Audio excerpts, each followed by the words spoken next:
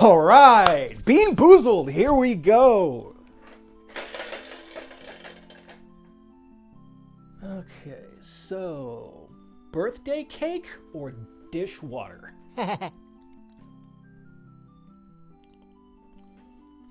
birthday! Yeah! Do me. Okay. Chocolate pudding or dog food? And? Ugh, that's Alpo. Nice! Gonna need a palate cleanser after that one, I bet. Are there any games with beans in them that you remember? Good question. Let me think. There's Milton Bradley's Don't Spill the Beans. Played that one back in kindergarten. Oh, I've heard of that.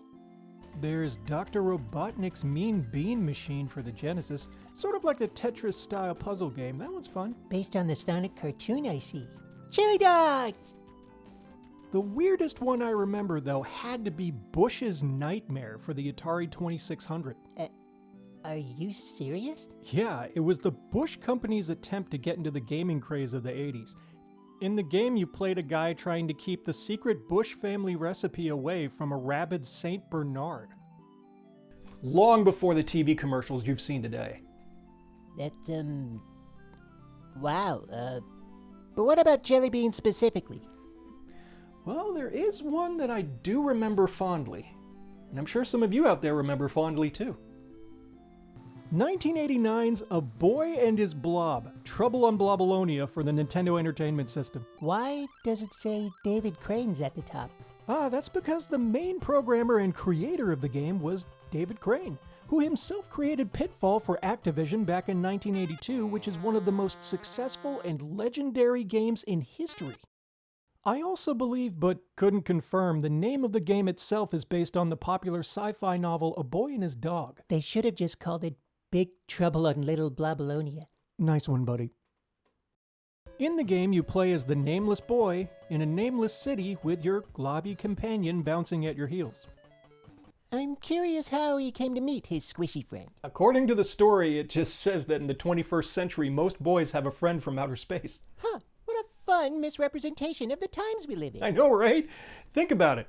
You have Blake Swanson and his Xenodog, Jimmy Santiago and his Brainworm, and who could forget little Stanley Goldberg around the corner there with his eldritch horror he named Spooey. Aw, that's cute. It ate his entire family. That's not cute. Dear me, no. The object of the game is to lead your smiling, frolicking breast implant down into the subway and then the subterranean caverns in search of treasure, so you can buy vitamins from the health food store. Okay. Why? You see, on Blobolonia, Blobbert's home planet, that's the Blob's actual name, an evil emperor has come to power and is forcing the entire population of the planet to eat snack foods. Vegetables, grains, and fruit have been replaced by marshmallows, maraschino cherries, chocolate, and the dreaded popcorn. And he's not popular? In a desperate attempt to bring sanity, I say, back to his home planet, the lovable wad of snot comes to Earth to befriend a young boy in its search to obtain vitamins and end the evil emperor's reign of diabetes. Forgive me, but I'm a little confused as to just how vitamins could put an end to an empire. The idea is that the emperor's so unhealthy, when you fill him up with healthy stuff, he'll die. Oh, fun. Carry on. The caverns are where you'll spend most of your time in the game dealing with dangers and pitfalls, but mostly falls. You'll also have to contend with what the game calls subway serpents. Are you sure that's not a centipede? What? Segmented body, antennae, red beady eyes? Nah, that's a reptile, all right. I never would have guessed. There's also falling rocks, which, when 7-year-old me played it, it really gave me a hankering for some Cocoa Puffs. And things certainly get sticky when you're faced with a poison spider web. Getting past these obstacles will require the help of your bouncing albino testicle, seeing as how the boy can't jump or really do anything useful. Don't worry, boy. I still believe in you. By using different flavored jelly beans, Blobbert will take different forms, each form having a specific purpose. The developers made a point to make the flavors and their effects punny and easy to remember. For one example, the Apple Jack. My God. Another example would be if you happen to lose Blobbert anywhere in the underground or anywhere else in the game, you can make him reappear with the KETCHUP jelly bean. Sounds like something you would write. After collecting your gold doubloons and stocking up on weaponized Flintstone chewables, it's off to Blobolonia. You know, there's no way that's an FAA-approved mode of transportation. Ah! My God! Alright, let's try that again. Blobolonia is the second and final level of the game. Boy, they really weaved an epic here, didn't they? And boy, does it get epic. It's the only part of the game where you're able to properly defend yourself against the magic marshmallows, exploding cherries, and bouncing popcorn the Emperor sets against you. Magic? I thought this was a sci-fi story. It is. Kind of. I mean... And wait a minute. Rolling greenery, trees, cornfields. Is that brick and mortar? You're not on an alien planet. The idiot flew you to Nebraska. Are you really trying to make sense of all of this now? Okay, point taken.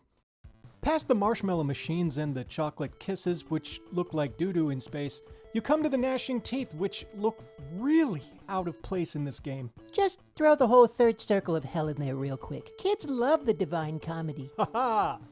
Comedy! Getting into the Emperor's throne room will require a lime jelly bean, and you don't start with any at the beginning of the game. You actually have to collect them while collecting the other treasures down in the underground. Why lime? There's the key. Key lime. Ah, jeez. Next is... Wait, answer me this. The bad guy's an emperor who loves sugar, right? Yeah? Please tell me that instead of shooting lightning out his fingertips, he shoots out Twizzlers. I think you already know the answer to that, Bildo. Cool. No, he does not. Next is the final moments of your intergalactic hit job. The Emperor looks like if someone made a snowman of Harvey Weinstein but used really dirty snow. Okay, you come this far. You've crossed an ocean of stars. An epic showdown. Light years in the making. Goku versus Frieza. Godzilla versus Kong. Snoop Dogg against Voldemort. I can see it now. I came here to chew ass and kick vitamins. And I'm all out of ass.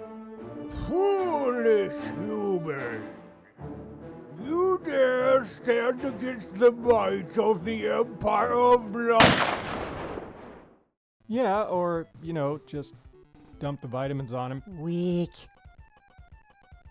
To cap the game off, you get a nice little paragraph about your victory over the Emperor, and you're treated to a still shot of the moment you've worked so hard for.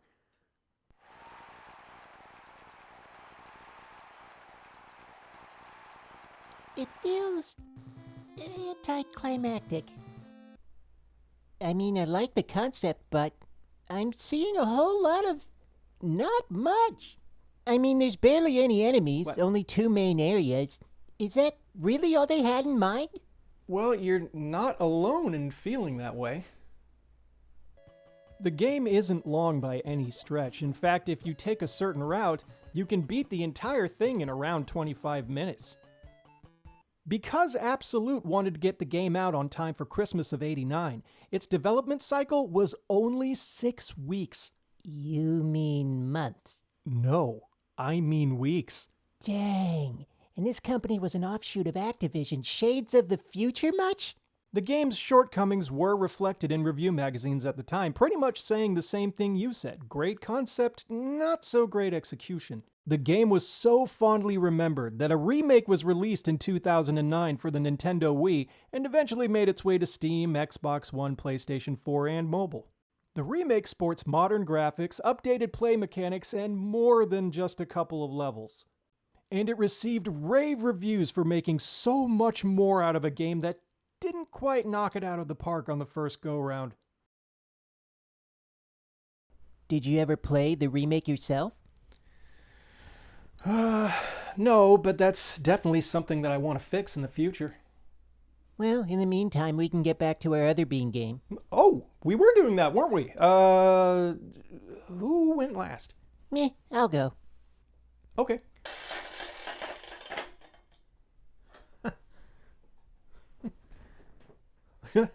Cherries Jubilee or ketchup? Ha!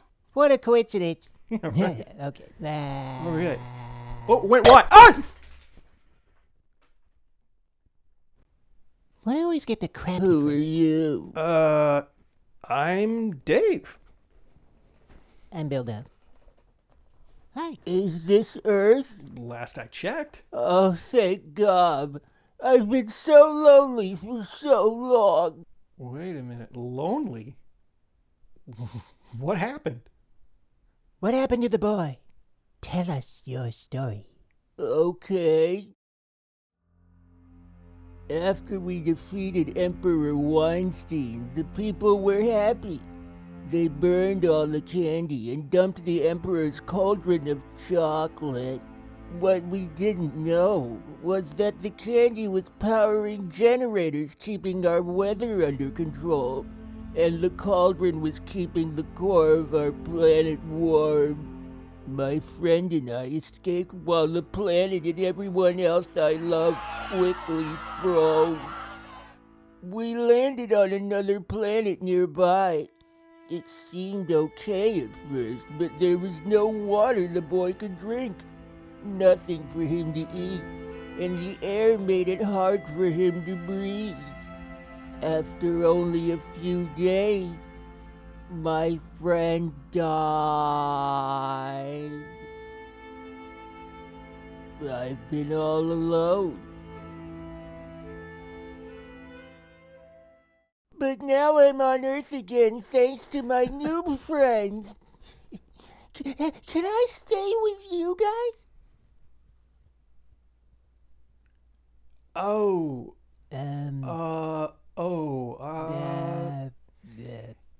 You know, you kind of have to be invited.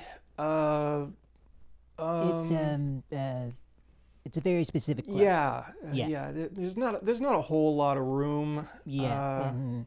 I see an empty room over there. I can stay in there. No. Yeah, it's, no. We It's pretty pretty cramped packed in around around here. here. Yeah, it's really cramped. My friends are very picky about who they hang out with. Would you like a jelly bean? Would I? All right. Here, there's one. This'll go. This'll work. Ready?